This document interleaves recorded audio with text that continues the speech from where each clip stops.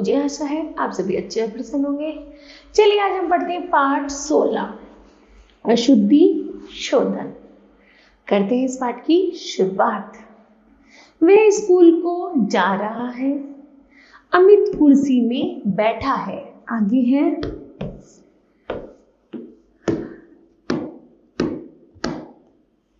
चाचा नेहरू प्रथम प्रधानमंत्री थे देश के। मरीज को पकाकर सूप पिलाओ। ठीक है।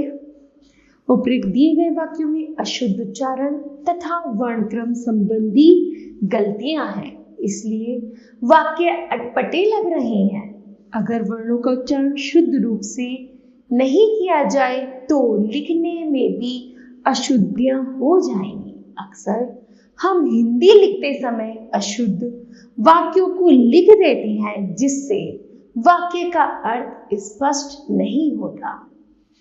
छात्र प्राय लिंग, वचन, काल और वर्तनी संबंधी अशुद्धियां करते हैं। वाक्य रचना करते समय हमेशा शब्दों को विशिष्ट तथा सही क्रम में रखा जाता है। हिंदी भाषा में सबसे पहले कर्ता, फिर कर्म और अंत में क्रिया आती है।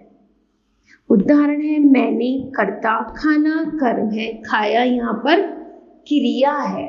ठीक है। विशेष है हिंदी भाषा में वाक्य बनाते समय लिंग, वचन, काल, कारक आदि का ध्यान रखा जाता है। ठीक है।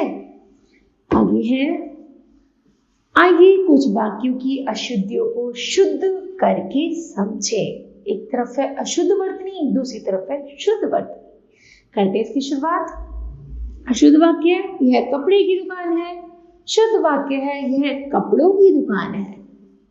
मोहित घर गया और सोया। मोहित घर गया और सो गया। उसने बच्चा रुलाया। उसने बच्चे को रुलाया। राम, लक्ष्मण, सीता वन को गए। राम, लक्ष्मण, सीता वन को गए। तुम्हारी बात सुनते सुनते मैं थक गया। तो है तुम्हारी बातें सुनते सुनते मैं थक गया। फिर है मैंने घर जाना है। मुझे घर जाना है। पिताजी आए हैं। पिताजी आए हैं। मैंने महात्मा जी का दर्शन किया। तो मैंने महात्मा जी का दर्शन किए।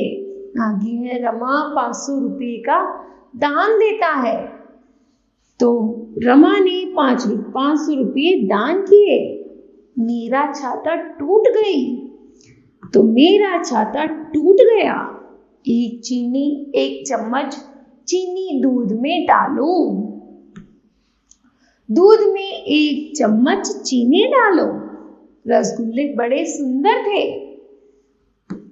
रसगुल्ले स्वादिष्ट थे। गंगा भारत का पवित्र नदी है। गंगा भारत की पवित्र नदी है। आगे है चारों मित्रों का नाम बताओ। चारों मित्रों के नाम बताओ। आगे है रोगी को दवाई लाओ। रोगी के लिए दवाई लाओ। मैंने दिल्ली जाना है। मुझे दिल्ली जाना है। मेरे को पिताजी ने डांटा। मुझे पिताजी ने डांटा। सभी ने सबका काम कर दिया। सबने अपना काम कर लिया। वह सारी रात भर पढ़ता रहा। वह सारी रात पढ़ता रहा। यह भले आदमी है। ये भले आदमी है। ठीक है। तो चलिए बच्चों अब पढ़ते हैं हम महत्वपूर्ण तथ्य। अशुद्ध उच्चारण भाषा को अशुद्ध बनाता है। वाक्य रचना के समय लिंग, वचन, काल, कारक आदि का ध्यान रखना आवश्यक है। ठीक है।